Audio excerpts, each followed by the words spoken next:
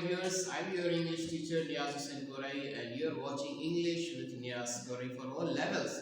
Today I have selected a topic for you, that is a usage of few words. As you know that usage of words is very crucial so far your drafting is concerned, so far your speaking is concerned. So इसी 4 skills में आपकी reading writing skills में जो 4 skills होती हैं आपकी, उसी में आपकी यूसेज ऑफ वर्ड्स बहुत ही इम्पोर्टेंट रोल अदा करते हैं. That's why I have selected a few words जिसमें आप अच्छे प्रॉपर तरीके से वर्ड्स का यूसेज सीखेंगे. नंबर 1 है that is a watch, see and look. तीनों की माना सेम, एक ही मीनिंग है मगर इसका यूसेज डिफरेंट है. वॉच देखना, सी भी देखना है, लुक उसकी माना भी देखना है, मगर यहाँ पे इसकी फेनोमेना चेंज है. कैसे? वॉच हम करते हैं स्पेशली वो हम उस पे एम्फसाइज करते हैं, स्ट्रेस करते हैं, जोर लगाते हैं अटेंटिवली जब किसी चीज को हम देखते हैं, और पर्टिकुलरली किस पे? और स्क्रीन. अब वो स्क्रीन आपकी मोबाइल की स्क्रीन हो सकती है, सिनेमास्कोप स्क्रीन हो सकती है, उस पे whatever you are looking that is. मैंने आपको पहले ही कहा था कि यू आर वॉचिंग, यू जो व्यूअर्स है वो अभी मुझे वॉच कर रहे हैं, ठीक है, बिकॉज ऑन द स्क्रीन. तो वॉच के माना होता है कि आप पर्टिकुलर कोई चीज स्क्रीन पे देखते हो और अटेंटिवली देखते हो. अगर ये मैं कहूँ कि वॉच का लुक के साथ रिजम्बल है, दोनों में मीनिंग में रिजम्बल्स है, एक जैसी है, बिल्कुल एक जैसी उसमें मीनिंग्स आता है. लुक में भी आप पर्टिकुलरली अपनी आंखों को डायरेक्शन देते हो कि you have to look it.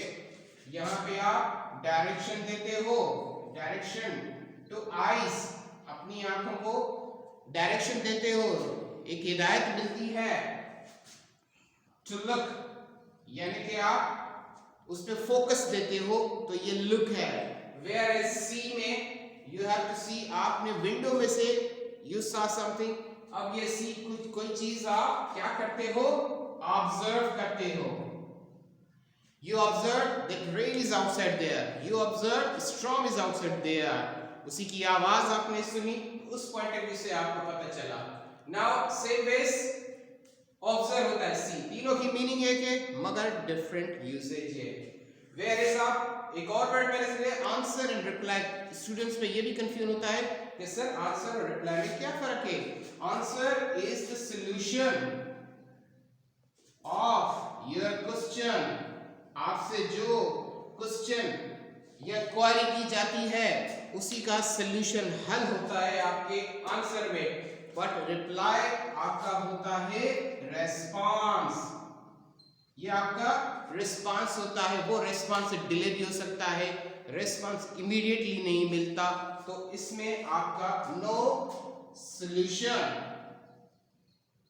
Of question.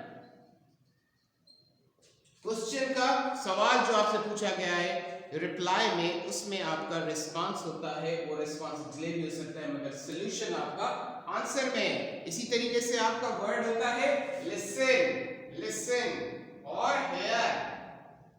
ये भी दोनों की मीनिंग एक है, दोनों की मीनिंग एक है मगर यूजेज डिफरेंट है. लिसन आप क्या करते हो? अटेंटिवली, अटेंटिवली आप ध्यान से एक चीज को लिसन करते हो. Listen my people. तो लिसन में आपका अटेंशन उसी टुवर्ड्स होता है. जैसे वहां पे आंखों का डायरेक्शन है, अब यहाँ पे कानों को डायरेक्शन दिया जा रहा है कि आप ये चीज अच्छे तरीके से सुनो. अब अगर आप मेरे व्यूज को आप देख रहे हो, सुन रहे हो पर्टिकुलरली, तो वो आपका लिसन है. यहाँ पे मैं आपको व्यूज ये समझाते हुए, ये इन यूसेज ऑफ वर्ड समझाते हुए आई एम फीलिंग के कुछ आवाज बाहर की सराउंडिंग से आ रहे हैं. Whether it can be the voice sound of the bike, या कोई बाहर वेजिटेबल वाला है अगर वो सेल कर रहा है वेजिटेबल, उसी की आवाज, परिंदों की आवाज, जो भी आवाज आती है वो आप करते हो हेयर, मगर लिसन करते हो जिस पे आपका अटेंशन होता है. So this is a little bit a video about the usage of words. I hope so that you have understood well. Thank you so much.